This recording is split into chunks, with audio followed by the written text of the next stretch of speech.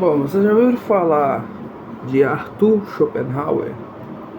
Arthur Schopenhauer, ele é um filósofo alemão, e o que marca o Schopenhauer é que ele faz meio que uma virada. Durante muito tempo, a filosofia tratou a razão como o princípio do mundo. A genialidade do Schopenhauer está que ele colocou o irracional como princípio do mundo. Bora falar um pouquinho a respeito disso hoje. Estou aqui com as minhas anotações. Bom, o Schopenhauer, para ele escrever a sua magnum opus, a sua principal obra, que é O Mundo como Vontade e O Mundo como Representação, esse calhamaço aqui, ele se baseou, né, em algumas coisas, né? A primeira coisa que o Schopenhauer se baseou foi nos textos sânscritos, né? O que são os textos sânscritos, né? São alguns livros védicos, alguns livros brahmânicos e hindus, né? Que é uma literatura considerada sagrada no Oriente, que é a base de algumas religiões, como o hinduísmo, o brahmanismo, o budismo, né? E o Schopenhauer, ele era um grande leitor dessas escrituras sânscritas, né? E também ele, como muitos filósofos, também era um grande leitor de Platão e também um grande leitor de Immanuel Kant, né? O Kant, que tem a sua obra A Crítica da Razão Pura. Eu vou pegar aqui, peraí. Ai!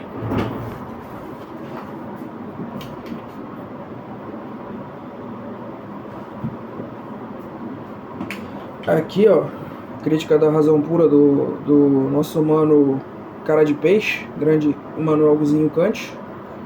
E também, né, o Big Plato, também conhecido como Plato, ou conhecido como Platonics, né, para os mais íntimos.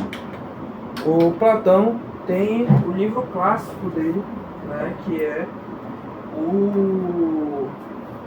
A República, né, que também é um livro clássico. E nesses livros eles abordam uma questão extremamente importante, né, que é a questão do fenômeno e a questão do entendimento. Olha aí que bacana. A gente pega ali no Platão, tem o mundo inteligível e o mundo sensível, né? E no Kant ele fala a respeito da estética transcendental, da analítica transcendental, e lá ele aborda esses conceitos aí interessantíssimos, né? Então, de novo, A República e o livro do Kant, A Crítica da Razão Pura, que eu já não sei onde que tá, mas dane-se. Então, o Schopenhauer usou alguns termos sânscritos, né? Por exemplo, a noção de Buda, que para quem não sabe, Buda significa iluminado. Se você não sabia, agora você sabe. E a noção de Bodhisattva, sabe como fala essa porra? Mas basicamente é o Buda em despertar, né, antes de se tornar de fato o Buda. E também o conceito de Maya, né, que é o véu de Maya, que é um véu de ilusão, de realidade, como se fosse uma espécie de universo transitório, né? Então existe um mundo ilusório, né, que a gente percebe pelo nosso aparelho cognitivo, e esse mundo ele é ilusório, né? E existe um mundo real, que esse mundo é imutável, que não passa pela transitoriedade, né? E, enfim, bastante interessante, e eu vou falar um pouco mais à frente. É interessante notar aqui a distinção entre Schopenhauer e Kant. Existe uma diferença, porque o Schopenhauer ele trabalha num conceito em alemão chamado Erscheinung, né?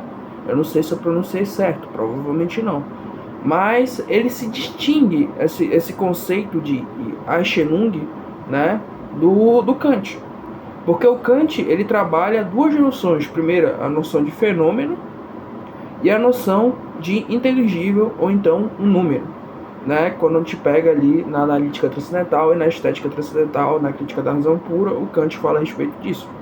Então, A gente tem o fenômeno, que seria aquilo que aparece empiricamente e é percebido pelos nossos sentidos, ou seja, tudo aquilo que eu sinto, tudo aquilo que eu vejo, o mundo pelo qual eu percebo, né? E existe o número ou inteligível, que é a coisa em si do que aparece e é ali pensada, né?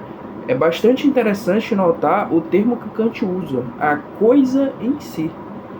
O que seria essa coisa em si, né? A coisa em si é algo que está além da nossa capacidade cognitiva de percepção, né? É algo que está além da minha capacidade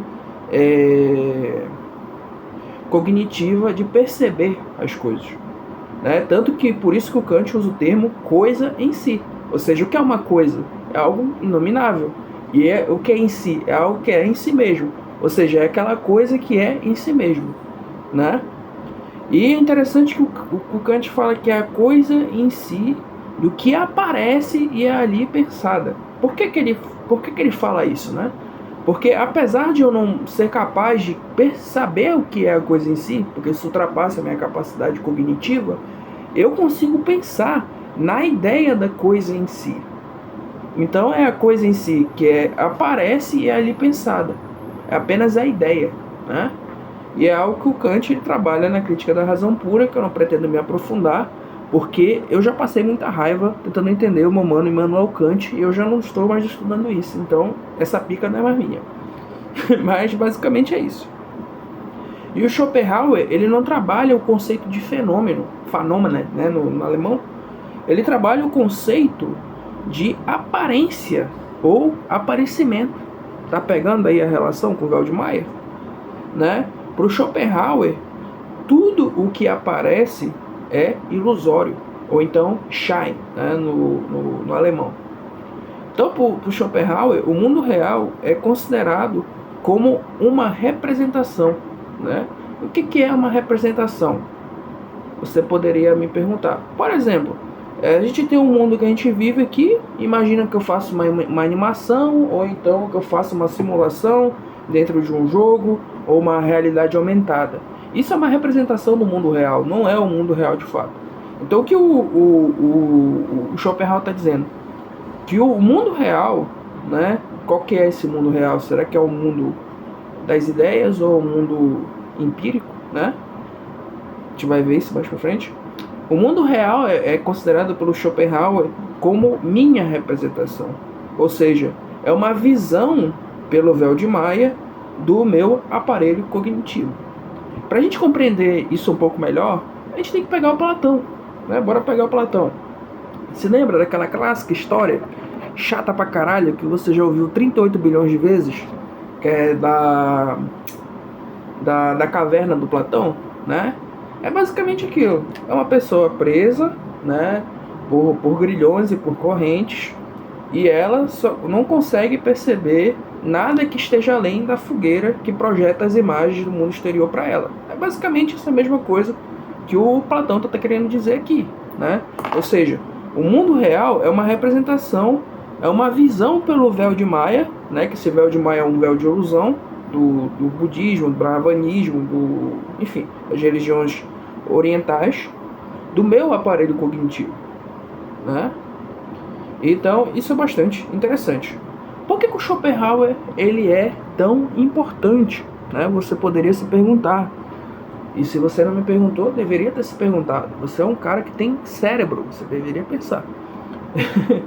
Ele é importante porque ele é considerado um dos primeiros nomes, se não o primeiro, a pensar a respeito de uma filosofia dos impulsos. Ou seja, o Schopenhauer ele faz uma reflexão sobre o irracional e o inconsciente. E mais do que isso, ele faz uma crítica ao irracional e também faz uma crítica à própria razão, né? Olha que interessante.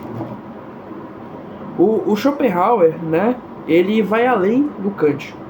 O Kant falaria, bom, existe a coisa em si, né? Ou seja, que é aquilo que é inominável e é algo que está além da minha capacidade cognitiva de pensar, que é uno, indivisível, é aquilo que cria tudo e o resto é mero espelho dessa coisa aí, né?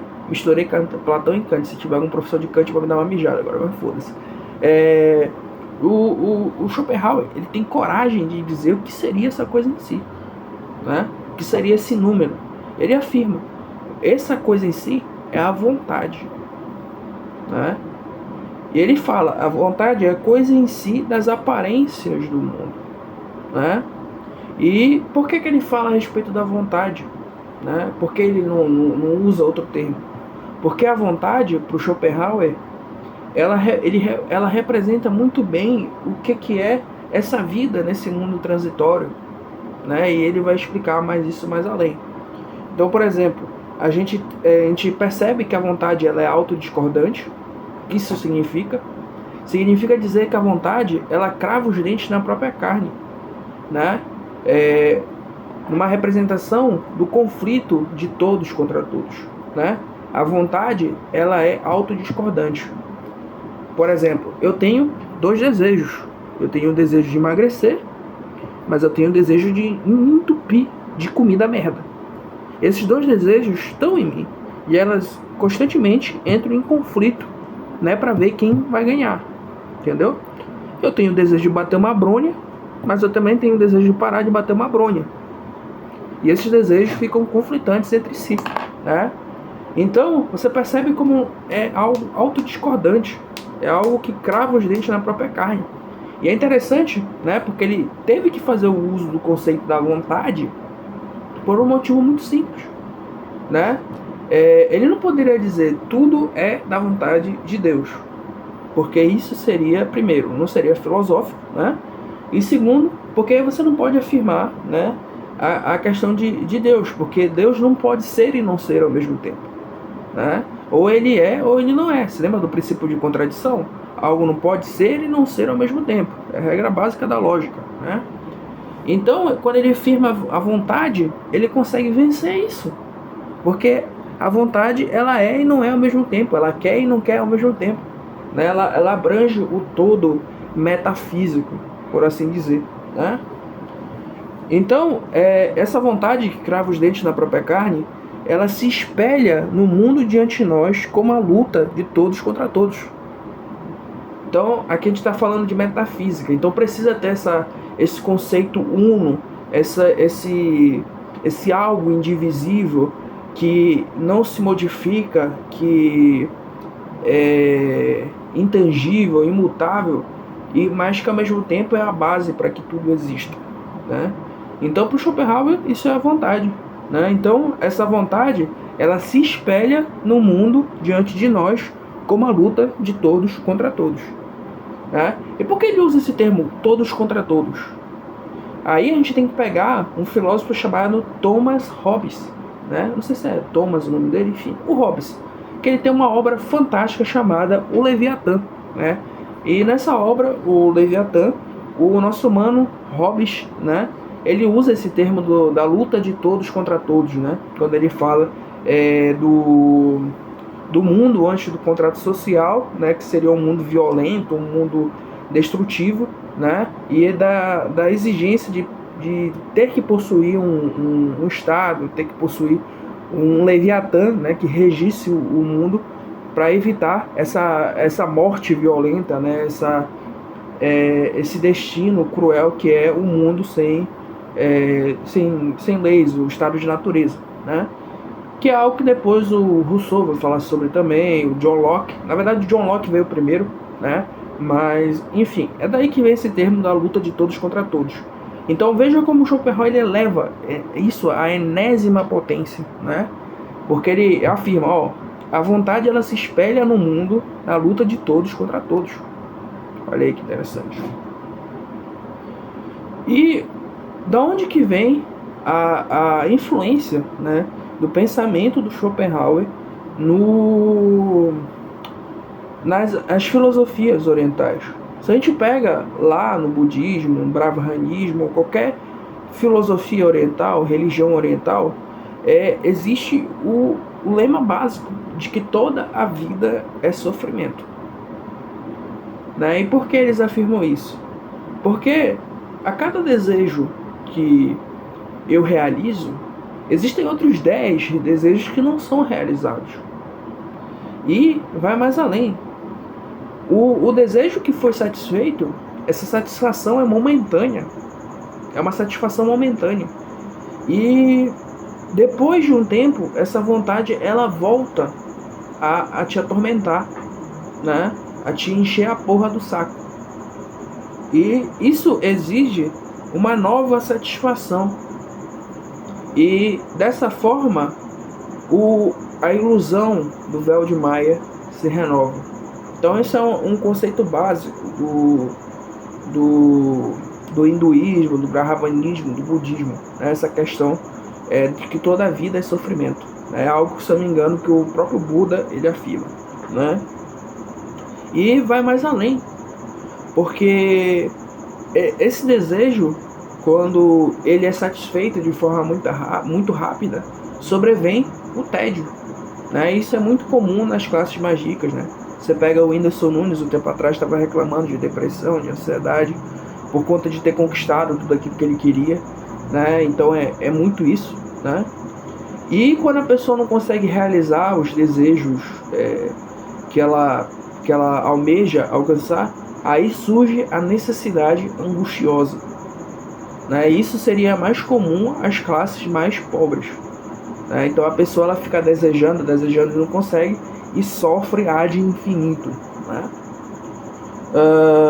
E o Schopenhauer ele fala que existem alguns paliativos contra esse estado, né, de sofrimento constante do homem, que ele afirma que são os narcóticos, né, as drogas, e as viagens do turista, né? E ele afirma: o homem ele tenta fugir de si mesmo, da própria condição, do seu maior pecado, que é ter nascido, né? E aí entra algumas referências, né? A gente tem o Sileno, né? Que a figura do Sileno é a figura de um sátiro, né? O sátiro que é metade homem e metade animal. E se eu não me engano, na mitologia grega, esse Sileno pergunta para Dionísio, né? Qual que é o segredo da vida? E o Dionísio responde que a melhor coisa para o homem é nunca ter nascido, e a segunda melhor coisa para o homem é morrer o mais rápido possível, né? E a sabedoria do Sileno é justamente inverter isso, né? Fazer essa inversão de valores que a cultura helênica, antes da filosofia, tinha essa sabedoria, né? Que é afirmar a vida, que a melhor coisa para o homem é ter nascido, e a segunda melhor coisa é viver o máximo possível. Então, quando o Schopenhauer fala a respeito disso, né, que o maior pecado do homem é ter nascido, faz justamente uma referência a isso, né? Olha como o Schopenhauer lia bastante. E o interessante do Schopenhauer é entender que como ele afirma que a razão é impotente para mudar esse estado de coisas. O sofrimento humano, ela é impotente. Você vai sofrer, você sofre e você vai continuar sofrendo. Se você conseguir, você vai sofrer. Se você não conseguir, você vai sofrer. E a razão ela é completamente impotente para fazer alguma coisa, né? E ele vai mais além, ele afirma que a razão ela é secundária perante o querer cósmico. Ela é um mero momento do querer cósmico, né? Então ele vai mais além. Não só o irracional é o princípio do mundo, como esse racional que a gente possui, não irracional, o racional que a gente possui é um mero momento do querer cósmico. Porque se lembra que tem que ser pensamento metafísico, tem que abranger o todo, né? Por isso que ele afirma isso. E isso é muito interessante porque é uma contraposição à tradição filosófica. Se a gente pega autores racionalistas, por exemplo, Descartes, que ele tem uma obra maravilhosa chamada Meditações Metafísicas, né? Ele vai afirmar que o querer é um momento do racional, né? E o Schopenhauer ele inverte isso, ele fala que o racional é um momento do querer, né? Então ele faz essa inversão, né? E por isso que a importância do Schopenhauer, né? Então a obra de Schopenhauer é marcada por um pessimismo metafísico, né? Porém, isso não impede um otimismo prático, né? E como é que ocorre esse otimismo prático? O homem não vai ficar só sofrendo eternamente, né? Ele aprende a lidar com o sofrimento, e é isso que a filosofia do Schopenhauer tenta afirmar, né? E ele abrange a eficiência da sabedoria de vida em nos desviar dos males, né? Olha que interessante. E ele afirma aqui alguns termos, né? Ele fala a respeito da alegria, da fruição estética, da natureza e da arte, que é uma forma do homem de escapar do sofrimento, né? E por isso que o Schopenhauer ele ficou tão marcado para artista, né? Pelo papel que ele confere ao belo, de nos resgatar momentaneamente do sofrimento humano. Mas é interessante notar que sempre esse sofrimento, esse escapar do sofrimento humano é momentâneo, né? Não é algo que vai durar para sempre, né? E por isso que ele ficou tão famoso por artistas, né? Pelo papel que ele conferiu à estética na sua filosofia, né? Então, no Brasil a gente tem exemplos como Machado de Assis e o Augusto dos Anjos, né? O Machado de Assis, em várias obras, como por exemplo Memórias Póstumas de Brás Cubas, né? Ele é bastante schopenhaueriano ali. E Augusto dos Anjos, ele tem uma obra chamada O Meu Nirvana, uma coisa assim, também, que ele fala muito a respeito dos conceitos schopenhauerianos, né? E, bom, o vídeo já está um pouquinho longo, então acho que vai ser isso. Ainda tem bastante coisa para falar, mas quem sabe eu faço uma parte 2 aí, se vocês gostarem. É isso aí, falou!